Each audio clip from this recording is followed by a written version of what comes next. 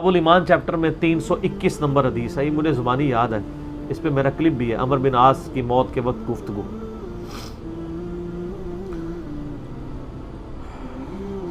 عبداللہ بن عمر بن عاص کہتے ہیں کہ میرے باپ کی جب موت کا وقت قریب آیا، عمر بن عاص کا، فاتح مصر،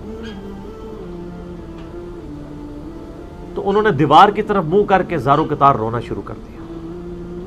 موت کا وقت قریب ہے، زارو قطار رو رہے ہیں۔ تو میں نے کہا ابا جان، آپ تو نبی الاسلام کے اتنے مقرب تھے، آپ نے تو رومن امپائر کو گرایا، تو ان جنگوں میں یرموک میں آپ شامل تھے، آپ اللہ کے نبی کے صحابی ہیں، آپ کیوں رو رہے ہیں موت کے وقت؟ اور یہ بیٹا خود بھی صحابی ہے، عبداللہ بن عمر بن عاص، اور جلیل القدر صحابی ہے۔ تو پہلا جواب ہی انہوں نے اتنا زبردست دیا، انہوں نے کہا ہم اصحاب رسول کے نزدیک لا الہ الا اللہ محمد رسول اللہ کی گواہی سے بڑھ کے کوئی فضیلت نہیں ہوتی تھی۔ انہوں نے اپنی صحابیت کی فضیلت، جنگوں کی فضیلت دوسرے نمبر پہ کر دی، انہوں نے کہا اصل فضیلت کلمے کی فضیلت ہے۔ ہائے ہائے، کیوں؟ اس کی برکت سے ہی تو باقی فضائل مل رہے ہیں، ایمان نہ ہو تو اعمال کہاں سے فائدہ دیں گے؟ تو پھر اس کے بعد انہوں نے اپنی زندگی کی سٹوری سنائی ہے سر، اشک بار آنکھوں سے سننے والی سٹوری ہے، بڑی طویل حدیث ہے، مسلم شریف میں شروع میں آپ کو 321 نمبر کنٹینیوس نمبرنگ میں کتاب الایمان چیپٹر میں ملے گی۔ موت کا وقت قریب ہے، روح نکلنے والی ہے، اور وہ گفتگو کیا کر رہے ہیں؟ کہتے ہیں اے میرے بیٹے، میری زندگی میں 3 ادوار گزرے۔ ایک وہ دور تھا کہ میں اسلام کا بدترین مخالف تھا، اور میری زندگی کی سب سے بڑی خواہش تھی کہ رسول اللہ صلی اللہ علیہ وآلہ وسلم مجھے کہیں نظر آئے تو میں ان کو قتل کر دوں، اگر میں اس وقت مر جاتا تو سیدھا دوزخ میں جاتا۔ پھر اللہ تعالیٰ نے میرا سینہ اسلام کے لیے کھول دیا۔ صلح حدیبیہ کے بعد خالد ابن ولید اور عمر بن عاص اکٹھے مسلمان ہوئے ہیں، یہ انہوں نے عمر سیریز میں یہ فلمایا بھی ہے سین۔ تو اللہ نے میرا سینہ اسلام کے لیے کھول دیا، اور میں نبی الاسلام کے پاس ایمان کے لیے قبول کرنے کے لیے حاضر ہوا۔ آپ علیہ السلام نے اپنا دایاں ہاتھ آگے بڑھایا، میں نے بھی اپنا دایاں ہاتھ آگے بڑھایا اور پھر پیچھے کھینچ لیا۔ تو نبی الاسلام فرمایا عمر کیا ہوا؟ ہائے ہائے، عمر بن عاص کو تو پتا تھا میں نے جو کچھ کیا ہوا ہے،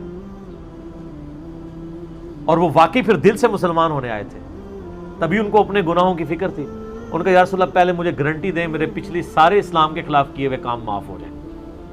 آپ فرمایا عمر تجھے نہیں پتا، حج مبرور پچھلے کے سارے گناہوں کو معاف کر دیتا ہے، ہجرت کرنا اللہ کی راہ میں پچھلے کے سارے گناہوں کو معاف کر دیتا ہے، اور ایمان قبول کرنا پچھلے کے سارے گناہوں کو معاف کر دیتا ہے۔ 3 باتیں ارشاد۔ کہتے ہیں میں نے ہاتھ میں ہاتھ دیا، ایمان قبول کیا۔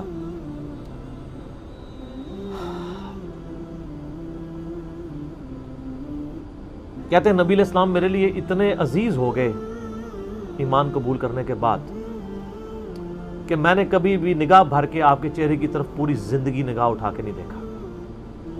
اور اے میرے بچے، اگر تو مجھ سے پوچھے نا کہ نبی علیہ السلام کی شکل مبارک کیسی تھی، تو میں اس کے خد و خال بیان نہیں کر سکتا۔ آپ کے چہرے کی روب کی وجہ سے پھر پوری زندگی میں نے حضور کی طرف یوں کر کے ابھی آنکھیں بھر کے بھی نہیں آپ کو دیکھا، یعنی وہ اس کو بھی سمجھتے تھے کہ یہ نظروں سے میری گستاخی نہ ہو جائے۔ اگر میں اس وقت مارا جاتا تو سیدھا جنت میں چلا جاتا۔ پھر میری زندگی میں ایک تیسرا دور آیا، جب مجھ سے کچھ کام ایسے ہو گئے جو نہیں ہونے چاہیے تھے۔ اب میں اللہ سے امید کرتا ہوں کہ اللہ تعالیٰ میرے گناہوں سے درگزر فرمائے، جب میں مر جاؤں تو میری لاش کے ساتھ کوئی نوحہ کرنے والی ساتھ لے کے نہ جانا، کوئی آگ روشن نہ کرنا، اور جب مجھے دفنا چکو تو میری قبر پہ پانی ڈال دینا، یعنی سنت ہے قبر پہ پانی چھڑکنا۔ اور قبر پہ دفنانے کے بعد میری قبر پہ اتنی دیر بیٹھے رہنا جتنی دیر ایک اونٹ کو نہر کر کے اس کا گوشت تقسیم کیا جاتا ہے، تاکہ میں اپنی قبر کے ساتھ مانوس ہو جاؤں اور اللہ کے آئے ہوئے مہمانوں کو جواب دوں۔ یعنی تمہاری قبر پہ بیٹھنے اور ذکر اذکار کرنے کی برکت سے مجھے قبر کے سوالات میں استقامت ملے، کیونکہ ابو داؤد میں حدیث ہے جب اپنے بھائی کو دفنا چکو تو اس پہ قبر پہ کھڑے ہو کے اس کی قبر کے سوالات کی استقامت کے لیے دعا کرو۔ تو عمرو بن عاص نے کہا کم از کم 2-2.5 گھنٹے، یعنی اونٹ کو نہر کر کے گوشت تقسیم ہونا ہے، یہ میرے قبر پہ تم نے وقت گزارنا ہے۔ اور وہ کہتے ہیں یہ گفتگو کی اور پھر ان کی روح پرواز کر گئی۔ اسی کا ایک طریق جو ہے وہ مسند احمد میں ہے، اس میں یہی سارے الفاظ ہیں۔ اس میں وہ کہتے ہیں میری زندگی میں جو تیسرا دور آیا نا، جب میں ایک بادشاہ سے جا ملا، معاویہ ابن ابی سفیان سے، وہ جو انہوں نے جنگ صفین حضرت علی کے خلاف لڑی تھی نا۔ سر موت کے وقت تو انسان کو اپنی غلطیاں یاد آ جاتی ہیں نا، جو مرضی ہو۔ تو وہ کہتے ہیں کہ میں ایک بادشاہ سے جا ملا، پھر مجھ سے وہ کچھ ہوا کہ میں اللہ سے امید کرتا ہوں اللہ مجھے معاف کرے۔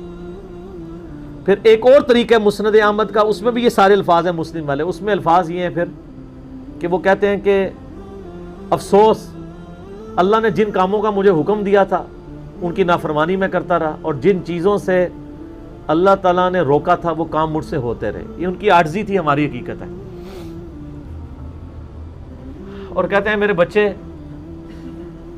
نبی علیہ السلام نے مجھے کئی جنگوں کے موقع کے اوپر مجھے امارت بھی میرے سپرد کی،